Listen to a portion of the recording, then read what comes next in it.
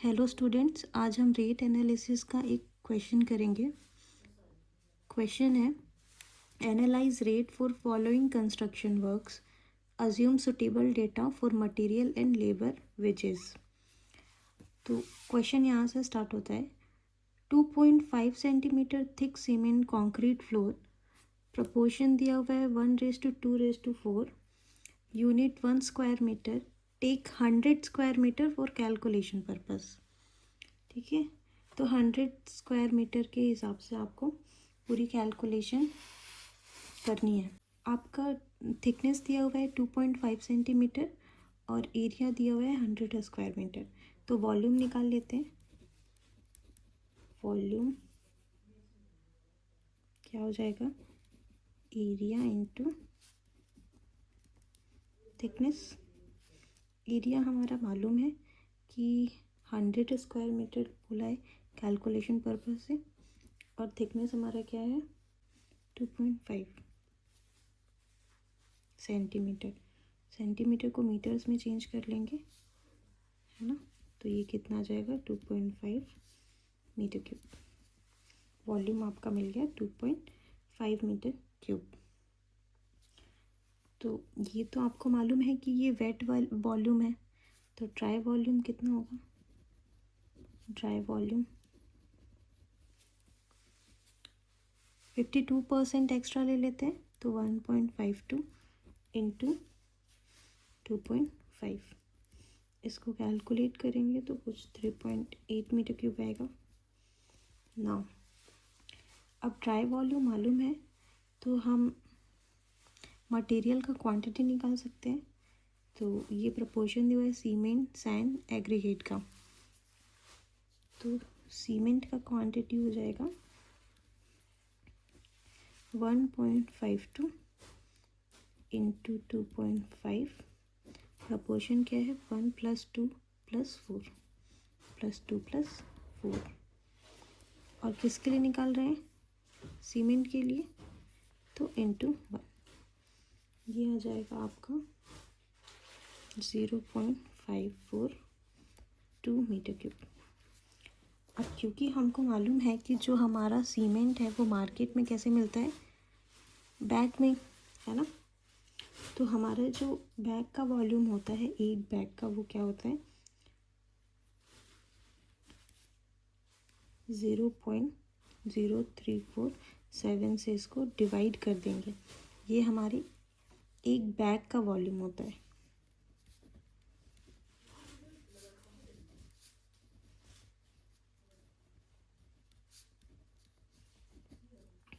तो आप यहाँ पे जैसे ही इसको 0.542 को डिवाइड करोगे 0.347 से, आपको क्या मिल जाएगा 15.64, which is equal to 16 bags of cement, है ना।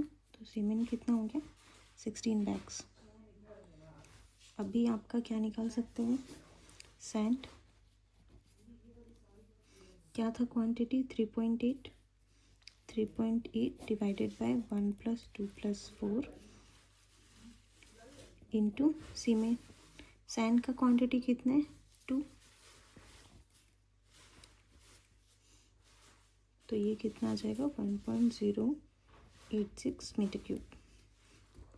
अब क्या बच गया, सीमेंट निकाल लिया, सैंड निकाल लिया, और एग्रीगेट बच गया। एग्रीगेट का भी क्वांटिटी निकाल लेंगे।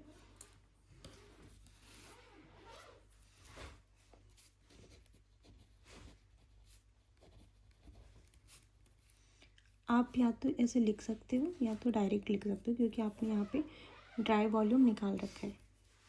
तो मैं डायरेक्ट लिख लेती हूँ 1 + 2 + 4 इंटू क्या हो जाएगा, किससे मल्टीप्लाई करेंगे 4, है ना। 4 गुना है तो 4 से मल्टीप्लाई कर दिया। तो ये आपका आ गया। तो ये आपका क्या निकल गया, क्वांटिटी निकल गया तीनों का। अब मटेरियल का क्वांटिटी पता है, कॉस्ट के साथ मल्टीप्लाई कर देंगे तो हमको कॉस्ट ऑफ मटेरियल मिल जाएगा। तो नेक्स्ट हमारा काम होगा कि हमको कॉस्ट ऑफ मटेरियल निकालना है। तो कॉस्ट ऑफ मटेरियल के लिए आपको ऐसा टेबल बनाना पड़ेगा, मैंने पहले से बना लिया ताकि टाइम सेव हो। तो सीमेंट, सैंड, एग्रीगेट, यही तीनों मटेरियल है आपके पास। सीमेंट का यूनिट किस में है? बैग्स में हम मेज़र करते हैं, है ना, यहाँ पे लिखा है 16 बैग्स। फिर उसके बाद आपका सैंड मीटर क्यूब में मिलेगा, एग्रीगेट भी आपको मीटर क्यूब में मिलेगा। तो सीमेंट की क्वांटिटी कितनी है? 18 बैग्स। सैंड की क्वांटिटी क्या है? 1.086। एग्रीगेट की क्वांटिटी क्या है? 2.171। अब जो सीमेंट का रेट होता है वो होता है 350। अब ये जो रेट है ये वेरी कर सकता है, 300 भी हो सकता है, 330 भी हो सकता है, 320 भी हो सकता है, 350 भी हो सकता है, 380 भी हो सकता है। तो आप कुछ भी ले सकते हो। अब सैंड का वैसे ही हमने 1000 ले लिया, लेकिन ये वैल्यू भी आपकी क्या हो सकती है, आप कुछ और भी ले सकते हो। लेकिन ऐसा नहीं है कि बहुत ज़्यादा वेरिएशन ले लेना है, थोड़ा बहुत 100-50 का अंतर स्टेट टू स्टेट वेरी करता है, इसलिए आप क्या कर सकते हो, उतना वेरिएशन ले सकते हो। इसको इससे मल्टीप्लाई करेंगे, इतना आएगा कुछ, इसको इससे मल्टीप्लाई कर लेंगे, इसको इससे मल्टीप्लाई कर लेंगे। तो अब ये आपका सीमेंट का प्राइस आ गया, सैंड का टोटल अमाउंट आ गया और एग्रीगेट का टोटल अमाउंट आ गया। अब ये पूरे मटेरियल का कितना कॉस्ट आएगा ये हम ये पूरा जोड़ लेंगे। तो ये कुछ 9292 रुपीज़ आपका आएगा, ठीक है।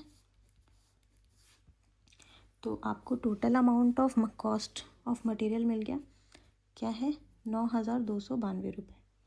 तो अब नेक्स्ट हम कैलकुलेट कर लेते हैं cost of labour. Cost of labour के लिए आपको यहाँ पे ऐसे ही सेम टेबल बनाना पड़ेगा। लेबर, कितने नंबर ऑफ़ लेबर आपको लगेंगे, उनका रेट क्या चल रहा है, देन कितने हैं, तो कितने काम कर रहे हैं उससे मल्टीप्लाई कर देंगे तो आपको अमाउंट मिल जाएगा। तो एक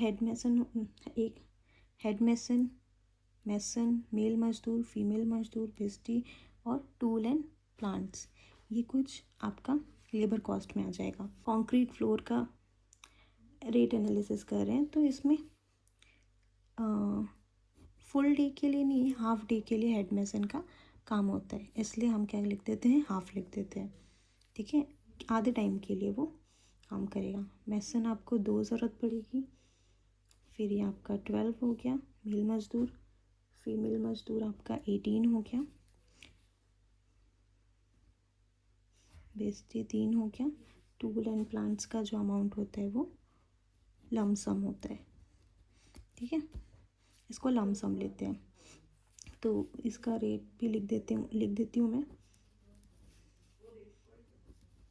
ठीक है। ये सारे रेट जो मैं लिख रही हूँ ये रेट्स भी ऐसा नहीं है कि इतना ही होगा, ये भी वेरी करता है, ठीक है। तो 100, 50, 10, 20 ऊपर नीचे ये हो सकता है। तो इन जनरल ऐसे कुछ रेट्स होते हैं, वही मैंने लिख दिया। अब इसको मल्टीप्लाई करके लिखेंगे तो ये कुछ इतना आएगा।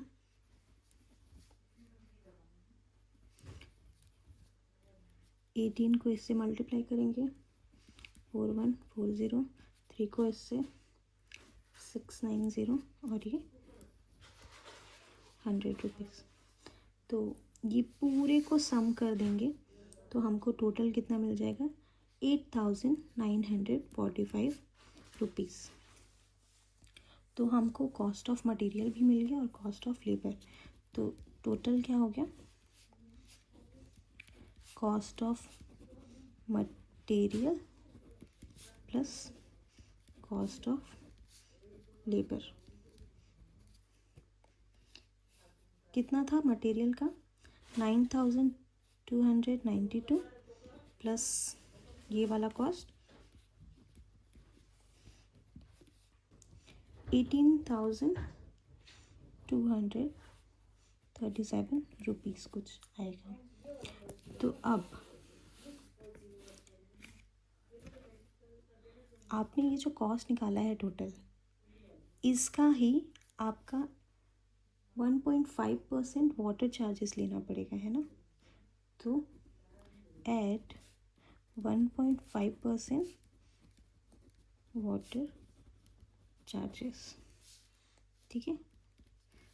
तो ये क्या हो गया, 1.5/100 इंटू 18,237, ये आ जाएगा कुछ 273.55 रुपीज़।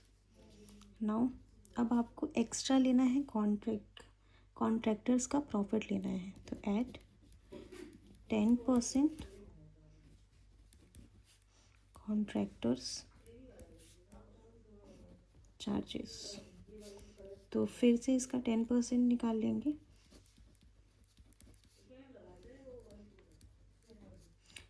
237 रुपीज़। अब हमारा टोटल कॉस्ट क्या हो गया, ये हो गया, ये हो गया ग्रैंड टोटल। तो ग्रैंड टोटल क्या हो जाएगा,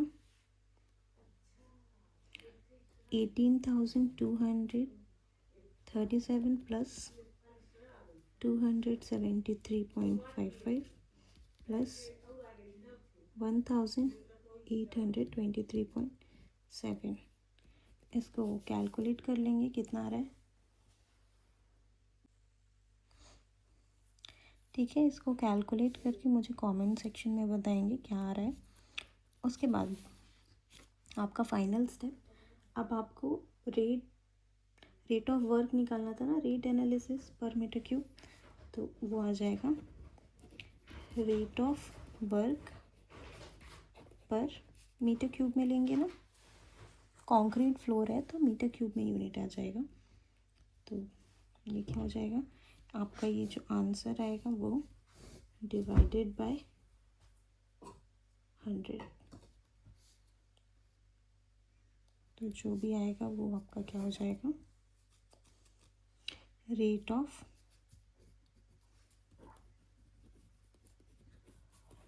cement concrete flooring work per meter cube is this value. Comment section में बताएंगे ये क्या आ रहा है। Thank you.